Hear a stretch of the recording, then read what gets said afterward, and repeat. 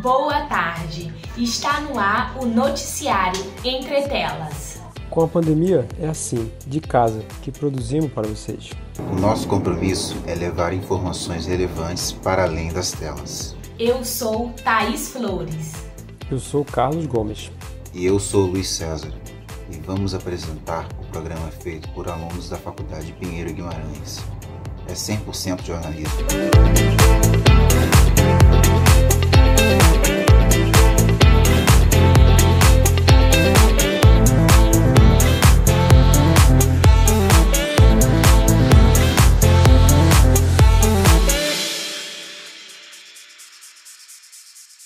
Já são 68.055 vidas perdidas por conta da Covid-19 em todo o país.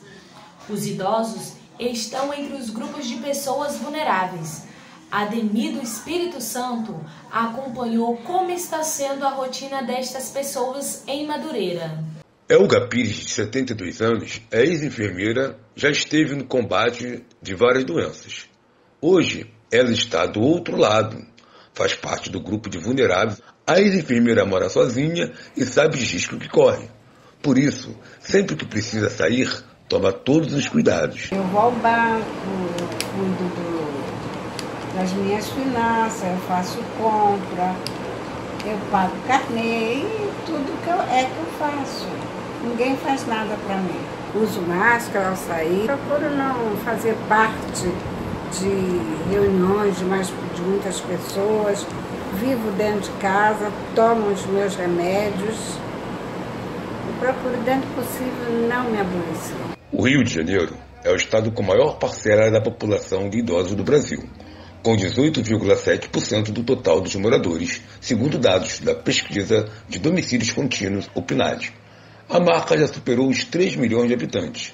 Ainda de acordo com o censo do IBGE, na capital, a porcentagem de pessoas com 60 anos ou mais é de aproximadamente 15% da população do município, chegando a mais de 1 milhão de idosos, enquanto a média do país é de 16,2%. Especialistas apontam que os cuidados para evitar o contágio e a transmissão são fundamentais, principalmente para o grupo de vulneráveis.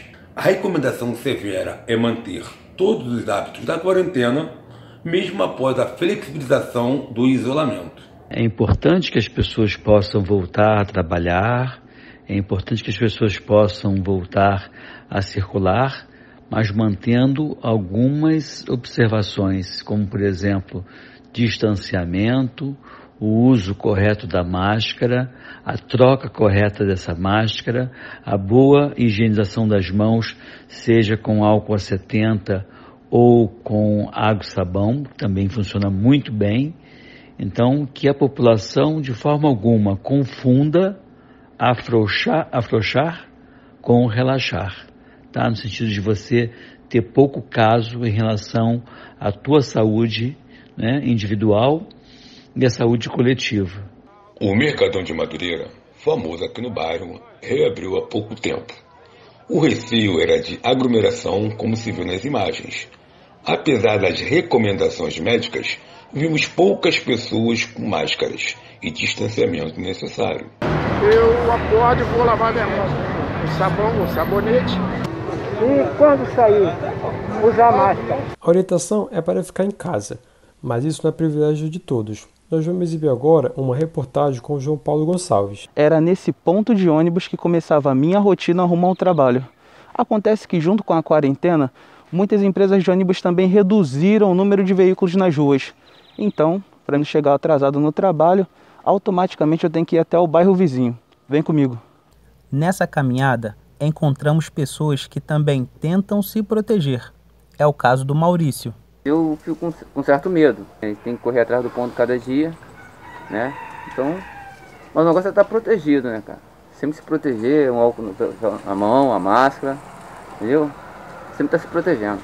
Para reduzir os riscos de contaminação dentro do transporte público, é importante não levar as mãos ao rosto, pois a boca, os olhos e o nariz podem servir como porta de entrada para o vírus. Outra medida importante é manter as janelas sempre abertas para que o ar circule, além do uso do álcool em gel. Antes de chegar no trabalho, é preciso passar diariamente por medidas preventivas, que inclui distanciamento de 1,5 metro e a verificação de temperatura. 35,3. Ao redor, nos deparamos com cartazes especificando a forma correta de higienizar as mãos. E no banheiro, bastante sabonete líquido. Denise Pereira é enfermeira do trabalho. É ela a responsável pela organização dessa rotina. Todas as pessoas que deram alteração na temperatura logo no início, nós mandamos para o posto aqui de Botafogo. Nenhum funcionário nosso até hoje ainda não teve o diagnóstico de Covid. Mas, com todas as medidas de segurança, ainda há muito a se fazer. É necessário que haja uma conscientização coletiva para que os funcionários entendam a importância da higienização, que os empregadores percebam que o isolamento social é o método mais eficaz quando o assunto é proliferação do vírus, e que as empresas recebam o auxílio necessário para sobreviver nesse período de crise.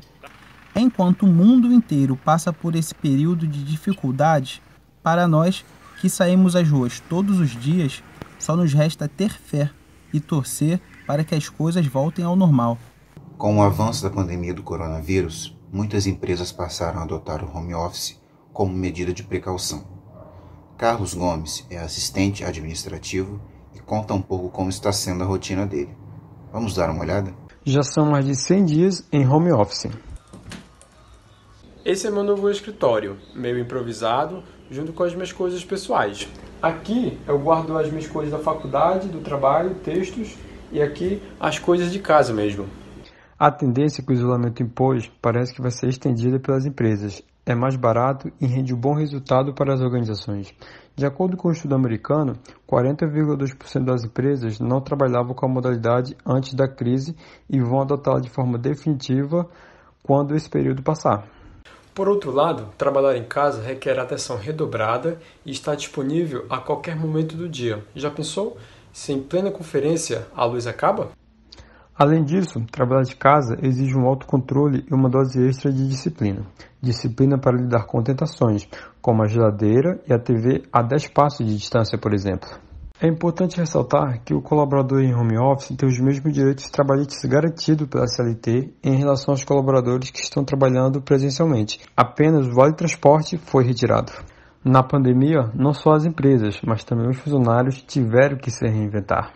E por falar em trabalho, tem muita gente que já sente na pele o desemprego. Eu mesma preparei uma reportagem para vocês. Dá só uma olhada. Uma crise de saúde e também financeira. O Brasil já soma quase 13 milhões de desempregados. Os dados são do IBGE. Muitos trabalhadores já estavam no mercado informal antes da pandemia. Agora, com o isolamento, a situação piorou bastante.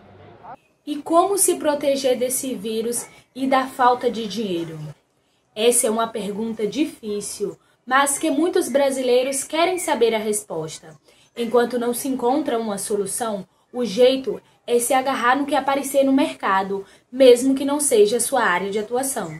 É o caso da Tamílis Rocha, que trabalhava numa empresa que prestava serviço para as pessoas que queriam tirar a cidadania para morar em outro país. Em meio à pandemia, foi dispensada. Tamílis teve que se adaptar à nova realidade. Logo depois eu comecei a colocar currículo, só que as empresas elas estavam fechadas. A única oportunidade que eu tive foi em uma e-commerce de um supermercado. Tamílis afirma que vai levar essa experiência para a vida. Mesmo em meio à pandemia, eu não fiquei desempregada. Quem também precisou se reinventar nessa quarentena foram os motoristas de aplicativos. Além de seguirem com rigor as normas de higiene, estão em busca de passageiros que precisam sair e não se arriscam nos transportes públicos. Rodolfo Teixeira. Ruas vazias e prejuízo no bolso de motoristas de aplicativos. Por conta da pandemia, houve uma baixa significativa nas corridas. Os passageiros que antes disputavam o carro, agora desapareceram. Nossa equipe resolveu sentir na pele a dificuldade desses profissionais. Desde o início da pandemia, acompanhamos algumas corridas. Em março, a renda semanal era de R$ 970. Já em junho, o rendimento caiu para R$ 356. O jeito foi se adaptar às medidas de proteção. O uso obrigatório de máscara, higienização do veículo com uso de álcool gel nas maçanetas, volantes e trabalhar com os vidros abertos. Com isso, os motoristas conseguiram atrair passageiras, como a Alina Brantes, que faz parte do grupo de vulneráveis. Ela não se arrisca com os transportes públicos. Durante a pandemia, eu tenho feito bastante uso de carro de aplicativo, né? Tem sido bem mais seguros por conta da aglomeração e pelo fato de eu ter doenças crônicas como asma, hipertensão e por me encontrar no grupo de risco. Eu tenho visto que os carros de transportes públicos, ônibus, metrô, têm estado bem cheios e por conta do grande medo que eu tenho desse vírus, né? Eu acabo optando pelo carro de aplicativo. Até porque eu tenho visto que a grande maioria das pessoas não estão tendo o devido cuidado, né, com relação ao uso de máscaras, álcool, gel. E depois de um dia intenso de trabalho, a recompensa não poderia ser outra.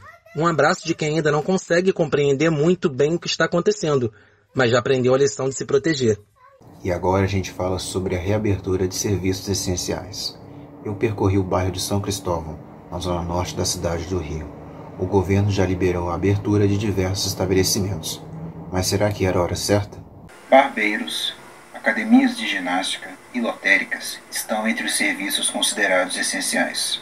Luiz Gustavo é jornalista. Ele fundou uma página sobre o bairro de São Cristóvão e destaca a situação do local durante a pandemia. O que eu observo é que há muitas pessoas que no começo duvidavam do nível de contágio da doença e de mortalidade da doença e estavam na rua ainda quando não tinha imposição de máscara, sabe, bem à vontade. Tão essencial quanto esses serviços é a doação de sangue. O Hemorrio está com os estoques baixos devido à pandemia. Houve uma redução de 50% no volume de estoques de sangue de março de 2020 na comparação com o mesmo período de 2019. Dando uma rápida passeada aqui pelo bairro de São Cristóvão, zona norte da cidade, pude perceber uma movimentação muito maior de gente nas ruas do que no início da pandemia, ainda mais depois da flexibilização do isolamento social. Diante de tudo isso, fica uma indagação. Tivemos a Itália, a Espanha e os Estados Unidos como exemplo negativo. Será que já estava na hora de reabrir tanta coisa? Com o isolamento social e o risco da Covid-19, todo mundo precisou mudar os hábitos dentro de casa. Para muitos, a tarefa de lavar as compras não é uma das mais fáceis, mas fundamental para combater o coronavírus. A reportagem é de Claudine Varela. Quando eu chego com as compras em casa, a minha mãe já está me esperando com um frasco de álcool, com spray de álcool. A gente joga por cima de todas as bolsas, aí coloca no chão da cozinha, numa área previamente também já higienizada. Tanto faz se você só abre a porta de casa para receber o que pediu pela internet, pelo telefone, ou vai à rua comprar o que precisa. De qualquer jeito, a pandemia nos obrigou a tomar cuidados com a higiene dos produtos que entram em nossas casas, para minimizar o risco de contaminação pelo coronavírus.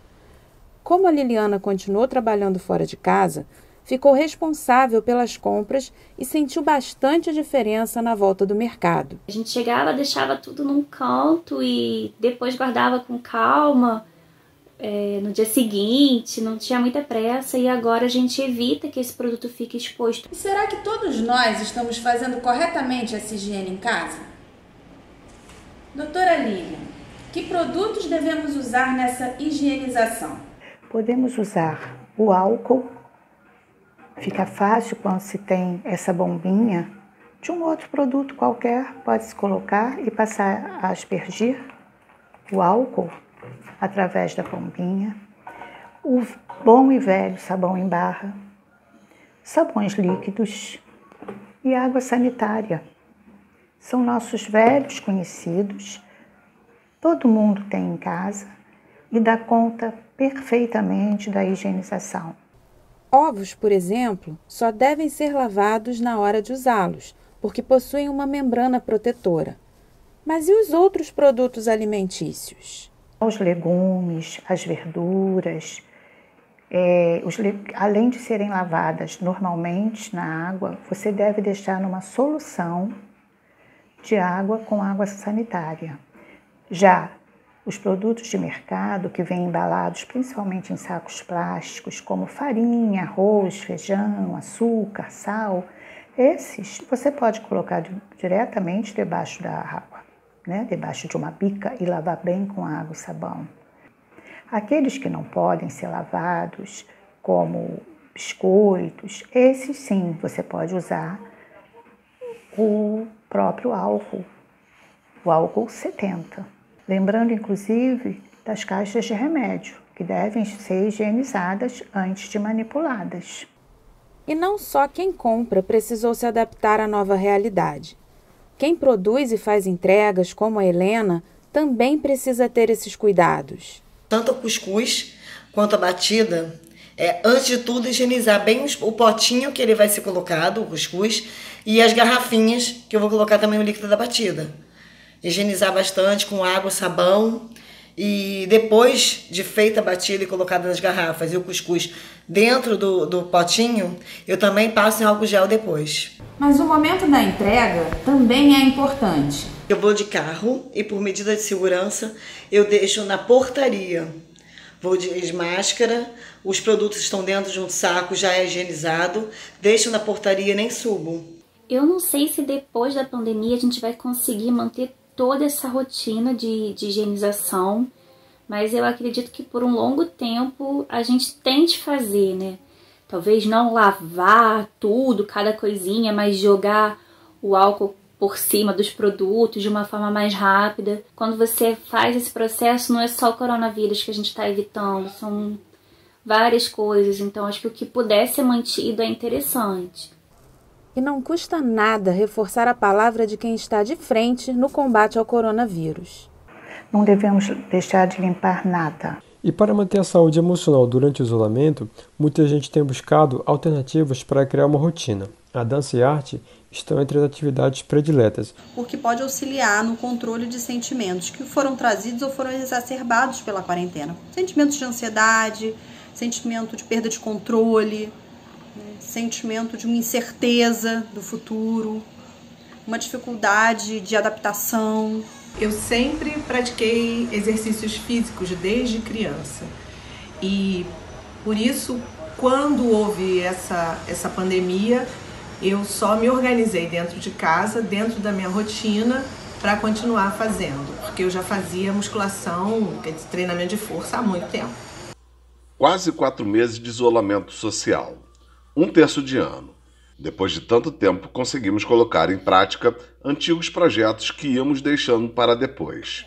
É o caso de Michele Bragança, que há muito tinha vontade de aprender a fazer macramê, técnica de tecelagem manual, mas que a correria do dia a dia não permitia.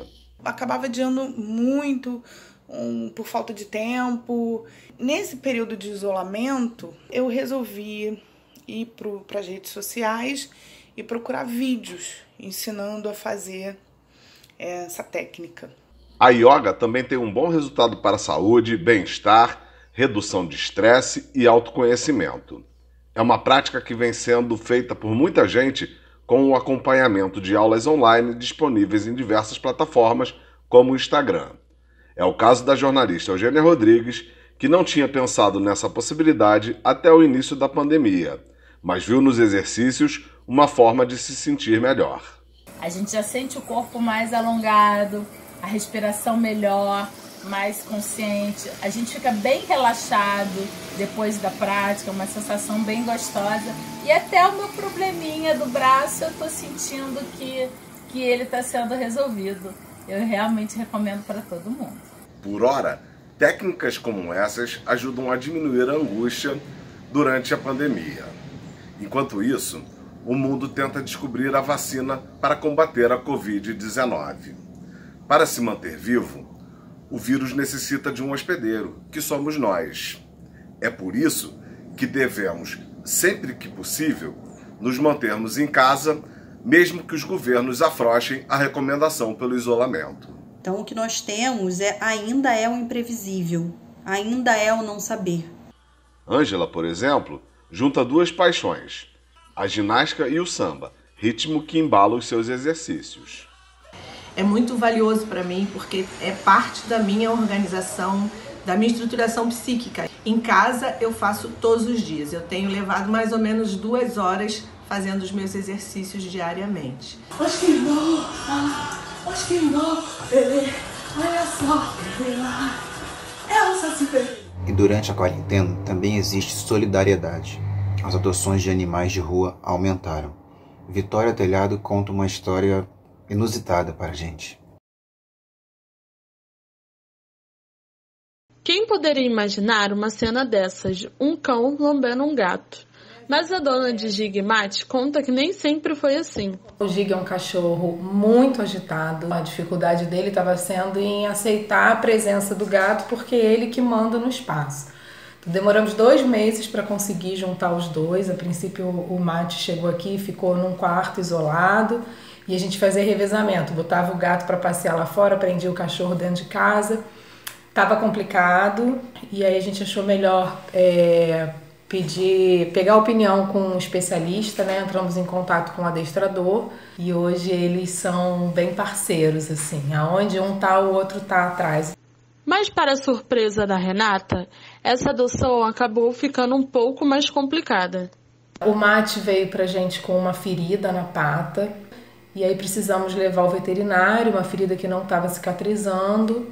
E lá no veterinário ele fez alguns exames e nós descobrimos que ele tem AIDS felina e leucemia, né? 2 doenças comuns entre gatos de rua, principalmente, de fácil transmissão. A nossa preocupação inicial era com a saúde do cachorro, né? Mas assim, essas doenças são doenças específicas de gato, então ele não corre nenhum risco. A Prefeitura do Rio lançou um projeto pensando em animais como o Mate e o batizou de entrega pet. O tutor conhece o animal por videochamada antes que ele seja entregue em sua casa. Esse projeto já ajudou cerca de 51 animais desde o começo da pandemia. Animais precisam de tempo e dedicação, então pense bem antes de adotar um. Na quarentena a gente tá vulnerável, a gente tá carente, a gente tá triste, a gente se sente sozinho e a gente adota um bichinho que começa a fazer parte da nossa família. E quando tudo voltar ao normal, às vezes por falta de tempo a gente queira dar, a gente abandona. A pandemia deixou muita gente sem aula. As crianças aprendem agora pelo entretelas. E como será que elas estão se comportando? Rafael Penido foi conferir. Saudade da praia, do futebol, dos amigos. Quando as portas de casa permanecem fechadas, o jeito é abrir as janelas, as reais para respirar. E aquelas virtuais que ficam no escuro das telas para mergulhar. Para as crianças, o período do isolamento social é particularmente mais difícil. Afinal, como explicar o que é uma pandemia sem traumatizar? Como evitar o tédio em casa? Manter a rotina da escola está bem mais complicado. Eu sinto falta da minha escolinha, mas eu sinto falta da professora e eu sinto falta dos meus amiguinhos. São 641.564 alunos da rede municipal sem aulas presenciais. Algumas escolas optaram pelo ensino remoto, outras disponibilizaram a plataforma de videoconferência, fazendo chamadas ao vivo. Mas há também escolas da rede que estão completamente paradas. Nós sabemos que tem escolas da rede que, infelizmente, não estão fazendo nada. Seja utilizando a plataforma, seja usando o Facebook. Para os pais, não tem sido fácil. Gerenciar a disciplina escolar é um desafio. Evitar traumas é outro. Ultimamente eu tenho até ficado preocupada porque eu chamo ele para passear só de carro e ele fica com receio do coronavírus. Os efeitos psicológicos da pandemia numa mente infantil variam. Eles são diversos, a depender da qualidade da saúde dos seus entes queridos, das pessoas que estão mais próximas. Eu costumo dar um exemplo de que quando tem uma situação adversa em um avião, que caem as máscaras, primeiro o adulto deve colocar a máscara em si para após nas crianças. Os responsáveis, enfim, devem manter a serenidade, pois o otimismo pode estar onde menos se espera. Eu não gosto do coronavírus, mas vai ficar tudo bem. Esse foi a primeira edição do programa Entre Telas. Espero que vocês tenham gostado. E não se esqueçam, quem puder, fiquem em casa e se proteja, para que logo possamos voltar à programação normal.